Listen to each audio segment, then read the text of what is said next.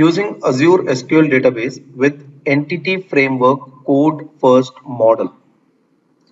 See, in entity framework code first model of programming, we are going to actually create a model class and a context class, and through these classes the database and the tables in that database will get created. So when we are doing this, what is that we need to do for local application, and how will it also reflect in Azure database? So let us see this with a practical example. All the steps you'll have to follow as it is. I create a new project, ASP.NET web application. Again, I'll call it as DemoDB with entity framework demo app. We can take again MVC application only, no authentication. Yes, we want to host the application in cloud. So this time I'll put a check mark here itself, or we'll do it later. First, let us do everything locally. Let us understand how the whole system works without Azure. So now the first thing is I'm supposed to create a new class here. I'm going to call this as, let us say, employee. Under models folder we do it, or somewhere else also we can do it. Ideally, yes, under models folder. What is that? It will have public. Of course, this class also I want to be public. Integer ID, public string name, public, let's say, decimal salary. And we want them to be get and set properties.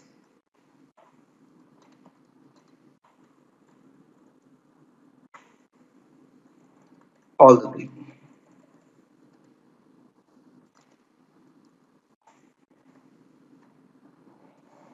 Now, once we have this, we also need to have a context class, which has to be inherited from DB context. But for this, first we have to add the reference to the NuGet package for entity framework. So right click, manage NuGet packages, and choose here entity framework. Entity framework, stable version, install. Whatever is the latest, we can use that. Maybe when you're doing it, you'll have most probably 7 or maybe the later versions also. But right now, this is the latest, 6.1.3. Done. We have added the reference. So now we need to add a class.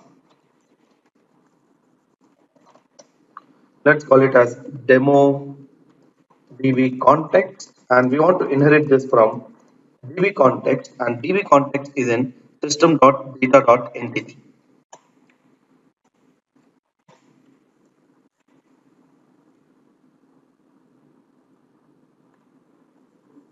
What is the problem?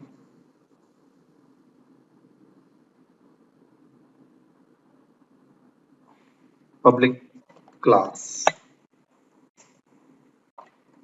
And here we should have a variable of type dbset.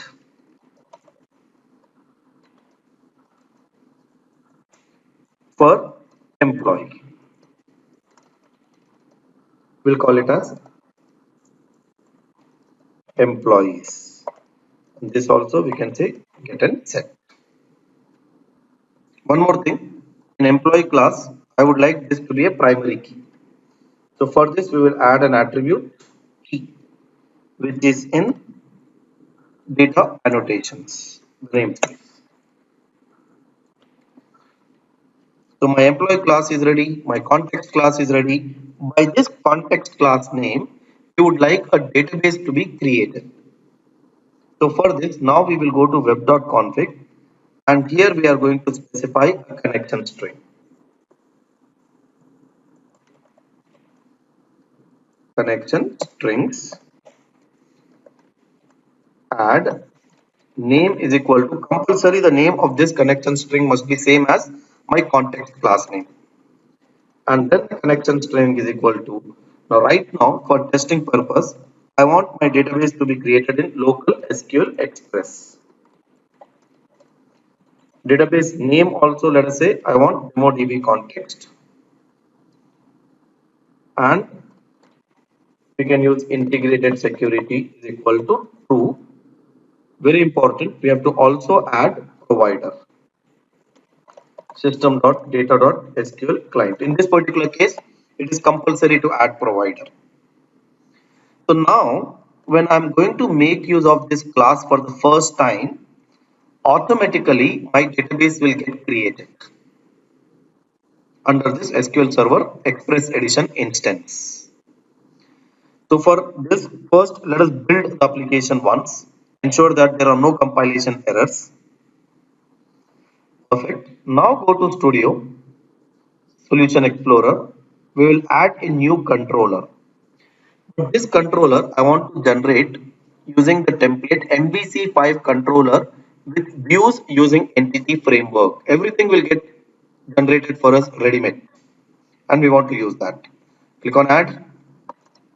I'll call it as employee is the model class we want. This is the model class. Data context class is employee DB context, and automatically you see controller name is given based on the model name, employees controller. Click on add. So scaffolding template is going to add a controller class and also the respective views for, you can see here, controller class is added and respective views for that controller, create, delete, details, edit, index. All views are also added. So almost everything is ready. Now if you want to use employees controller as default rather than home controller, you can go to start, route config, default is home, change that to let us say employees. So home is now of no use. We can actually delete that. Alternatively, in home controller, you can provide a link to employees controller. It's your choice. So now build the project. No compilation errors. Mind you, I don't have a database right now by that name which I gave in web.config. Let me show you here. Data connection. Servers. And there, login failed. Actually, the database is not there only. It says login failed, but the database as such is not there. Same error we will get once again. So now expand servers.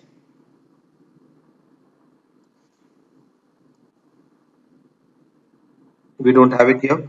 We can go to Management Studio, Express Edition, Database, and you see here we do not have the context database here. You can even refresh and reconfirm it. Not there.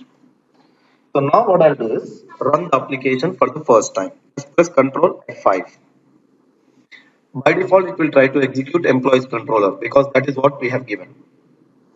So because the context class is going to be used in the employees controller for the first time, you can see here in employees controller, context is used, and through context we are getting all the employees passing to the view, and the view will be responsible for rendering them as a table. I do not want to dig into demonstrating all those things because any developer of MVC would have this basic knowledge of performing CRUD operations using entity framework. I'm skipping all that. In browser by now, we see nothing is there, name and salary. You can say create new, give some name, give some salary, create, and it's created. One more record. But this is all happening locally. Remember, all this is local. You can edit, you can delete. Everything is built in. Studio has generated all this required code for performing CRUD operations. But this is not my target. My target is I want to now publish this web application to the Azure platform. So in Azure, how is all this going to happen? See, locally, the database got created on the fly. But in Azure, we will not have the database created on the fly. We will create the database, but the tables in the database can be created on the fly. So I go to now Microsoft Azure App Service.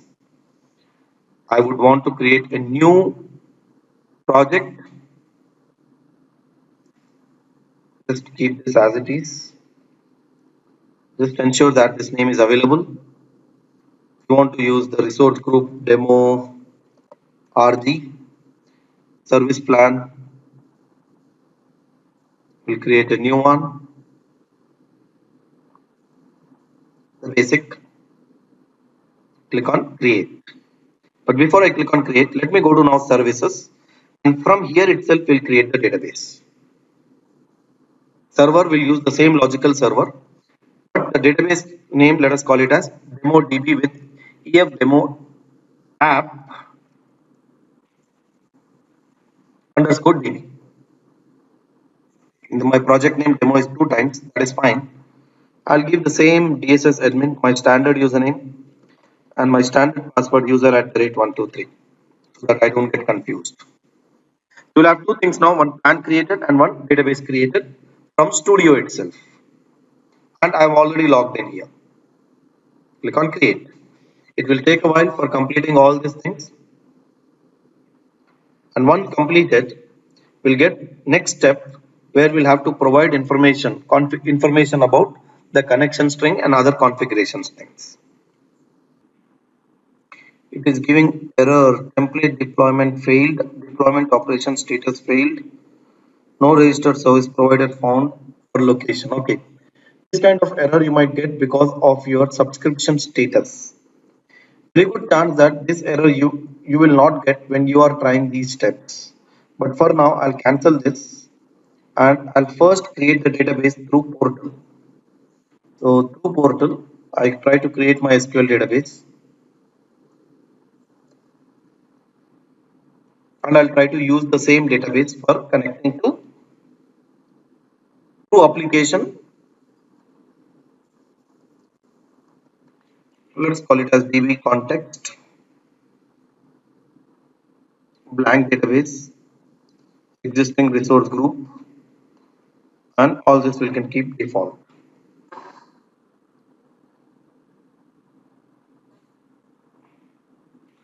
Now back to Studio. It will take a while for this database to get created. But yes, you have to ensure that this database will get created manually. Now, the only thing we'll have to change is once the database is created, this part will remain same, but this will have to change and this we will have to change. So where do we get that? Through portal only we will have to get them.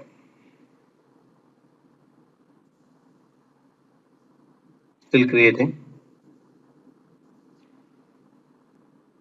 Let's refresh once again. Created. So go there and we can get the connection string. As usual, we'll copy in the notepad. We already have the connection string. DSS. Only thing we changes is instead of demo DB, now it is demo DB context. So I'll paste here only. Now go to Studio. In Studio, what is the choice we have now? We want database connection to be changed on publishing. So why not we use web.debug.config and release.config as demonstrated earlier? Yes. So what I'll do now is in web.config, whatever I have here, I'll paste this in this place. And of course, these two attributes I'll copy and paste here. This we don't need anymore. It was a for sample. Delete it. And this connection string also we will change. We'll take it from the notepad.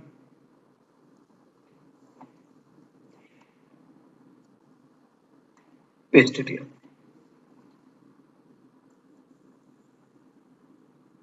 Just be doubly sure, Same thing I'm copying in debug.config also. Same thing I have there and here. So now what to do? Now close all this. Now again let us try to publish. We will create a new web application. Resource group, yes. Demo resource group. You want to create a new plan.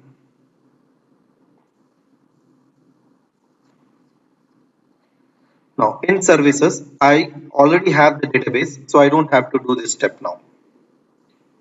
Click on create. Once the thing is created, once the application is created, now we have the choice for specifying settings. Important is the settings here. DB context will be fetched automatically right now from release file, and this is good enough. Don't make any changes to this. Click on next. Now this is important. Use this connection string at runtime.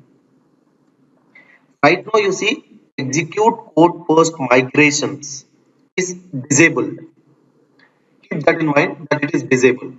Just put this check mark if it is not there, but otherwise automatically it will get checked only. Click on next and publish. Your web application is now going to get published. Open in browser. We will have a table automatically created in the specified database. Because we are running the application after publishing for the first time from Azure portal, it has to be created. Now something went wrong. Just right click, publish and publish. Sometimes that error comes, you can ignore it and just redo as it is.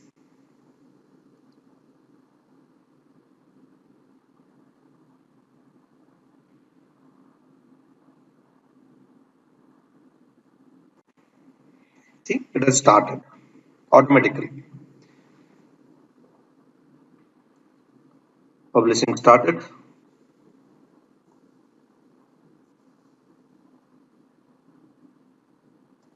Browser will open. Still uploading files. Yes, my application is open and will also get blank again. No records. Database table also will get created because of the code first model of programming, entity framework code first. This is local. And here it's doing it on the server, taking time because first time. And here it goes. Create a new row.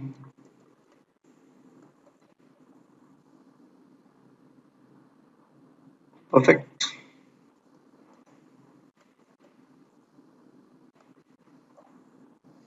Remember, this is all happening on server. And you can verify, refresh here. Oh, this is local. This is remote. Refresh will have DemoDB context created. And in that table also will be created. Along with some migration history which is automatically created. So what is that we have to take care of? At the time of publishing, the configuration files have to be edited. Web.debug.config and web.release.config. Both these files should be edited with the latest connection string connecting to the Azure database rather than connecting to the local database. But now there is one more concern. The story doesn't end here. What if I modify my model?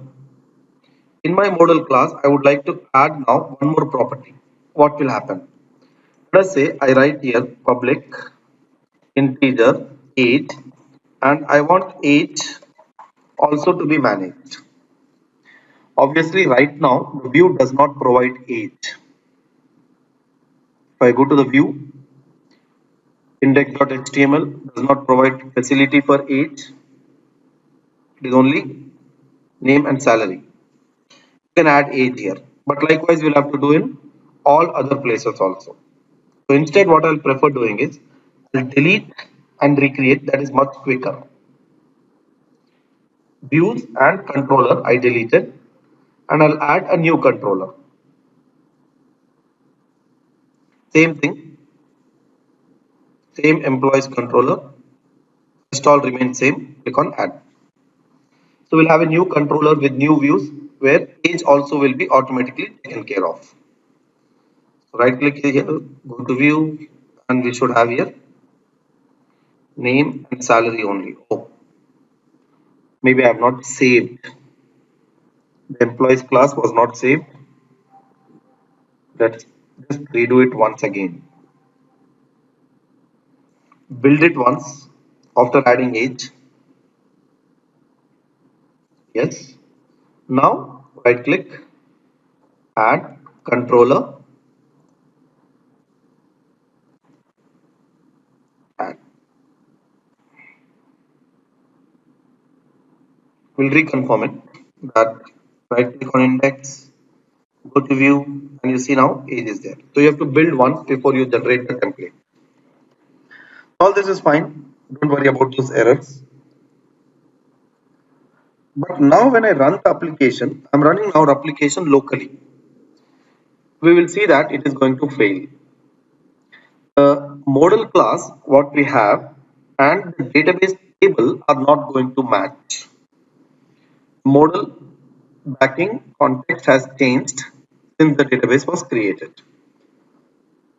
Consider using code first migration to update the database. So here we have a concern. So what is that we have to do in these kind of cases? First we'll have to enable the migration, and we have to do how to enable migration. This is the step. Go to NuGet package manager. In the package manager console, we'll have to execute enable migrations. So go back to studio, tools, NuGet package manager console, enable migrations. When it's execute this enable migrations, you will see that in our project,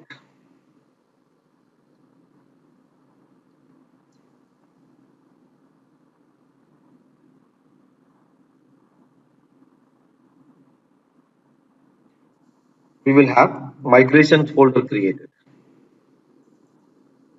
This is done. So after that, now we have to say add migrations.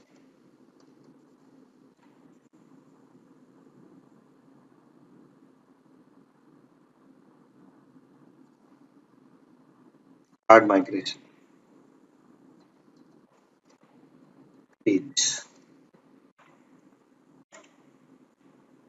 So one more step will be added.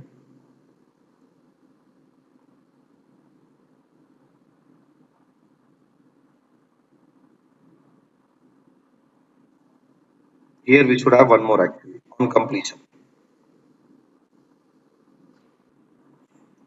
Error. Okay. Spelling mistake. Add migration. You can give any name. Page column.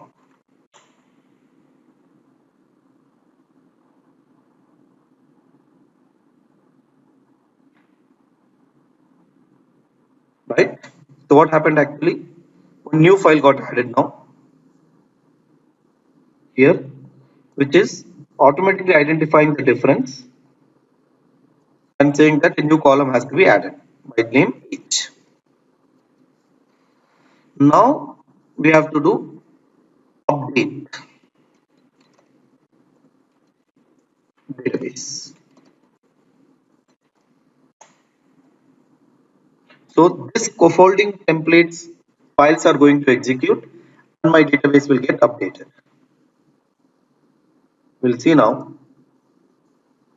Refresh table. Employee will have 8 column, which was not there before. Now if I run the application, it will work fantastic. But all this is for local database. What is going to happen if the same thing has to be done for a Azure database? See, right now, if I simply publish, it might fail because these commands I have done only for local database. For Azure, what we should do? For Azure, it's more simple actually. Right click here, go to publish, and here in settings, put a check mark here. Now putting a check mark here is going to execute the same commands what we executed in package manager console in the Azure server. Let's say now, click on publish, and everything will be automatically set right. Without any complications, the application is going to work. So every time we make a change, to make it work locally, we have to execute enable migrations. Of course, is only one time. Remember this, because enable migrations added this configuration.cs and initial create. Thereafter, for every add migration, we'll have a new file added. And finally, when we say update database, all this code is going to execute in sequence to update the database. Azure, see, everything is working fine. Age is there. Can say create new,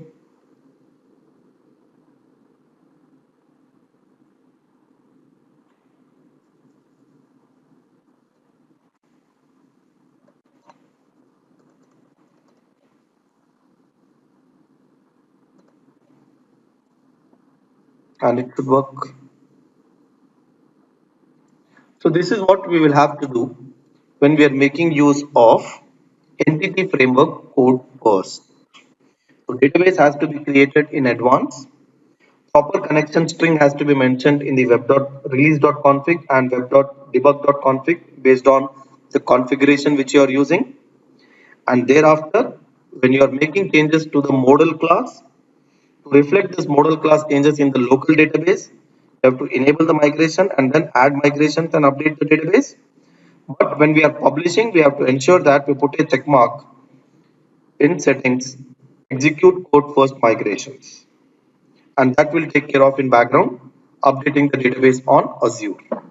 That's all in this. Thank you.